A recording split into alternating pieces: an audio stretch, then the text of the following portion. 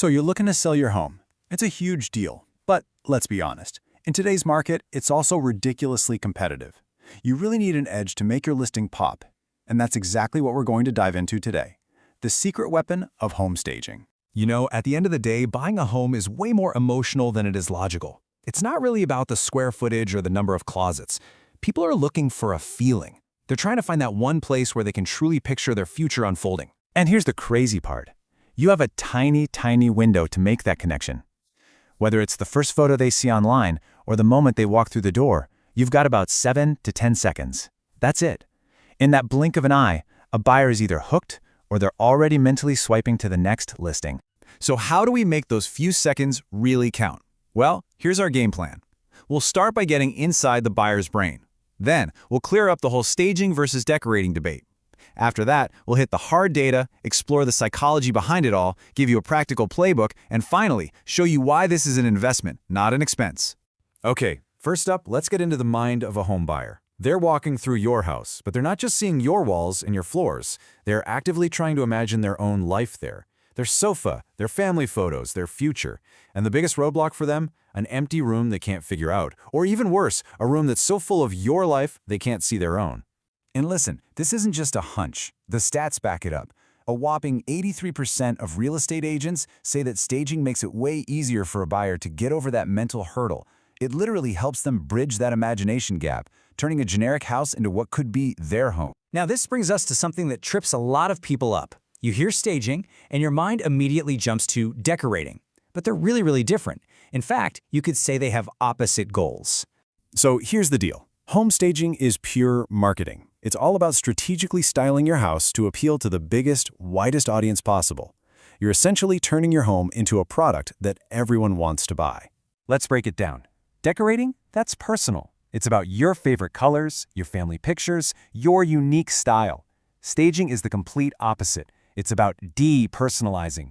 You take you out of the equation so that anybody can walk in and see themselves living there. You're not showing off your cool stuff, you're showing off the house itself. Okay, so we get the concept. But the million-dollar question is, does it actually work? Is it worth all the trouble? Let's dig into the numbers. This report from the National Association of Realtors really lays it all out.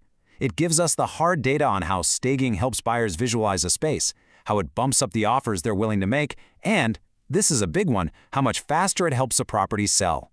And just look at this, the time a house spends on the market.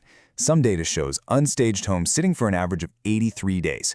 Now compare that to staged homes, which sold in an average of just 7 days. I mean, that's not just a little better, that's a total game changer. Think about it, that's less stress, fewer mortgage payments on a house you've already moved on from, and a much quicker path to whatever's next. And it's not just about selling faster, it's about selling for more. Realtors consistently report that staging can boost the final offer price by anywhere from 1 to 10%. Now, on a $500,000 house, that's an extra $5,000 to $50,000 in your pocket.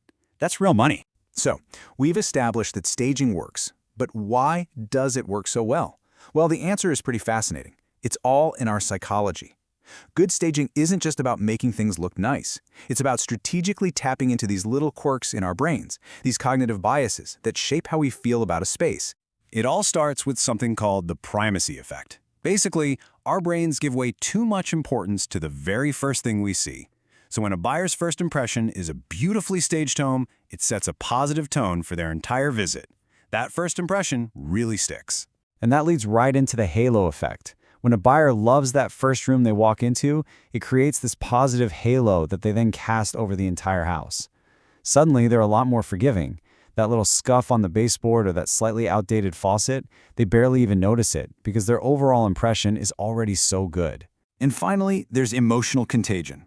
It sounds a bit weird, but we are wired to catch the emotions of a space. You know how a cluttered, messy room can make you feel anxious? Well, a clean, calm, beautifully staged home creates this warm, inviting vibe, and buyers literally catch that feeling. They start to associate that positive emotion with the house itself. All right, we've talked a lot about the why. Now let's get practical and talk about the how. Look, if you're working with a budget or you're short on time, you don't have to stage the entire house. The trick is to focus on the rooms that pack the biggest emotional punch. And the data tells us exactly where to put our energy. The living room is number one. It's where buyers see themselves relaxing, hanging out with family. Right behind that is the primary bedroom and then the kitchen. If you just focus on these 3 key areas, you're going to get the absolute biggest bang for your buck. The actual process really boils down to 4 key steps. Number 1, and this is the hardest, you have to emotionally detach. This isn't your home anymore, it's a product you're selling.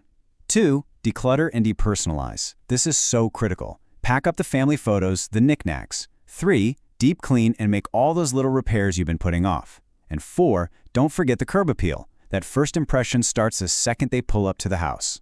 Okay, I know what you might be thinking through all of this. This sounds like it's going to cost money. And you're right, it does. But this is the final, most important mindset shift you need to make.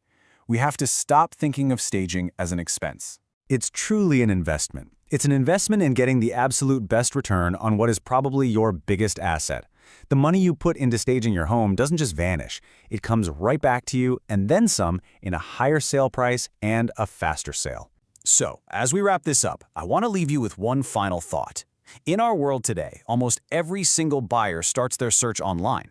That means long before anyone ever steps foot inside, your home's very first showing is happening on a screen. The big question is your home ready for its close-up?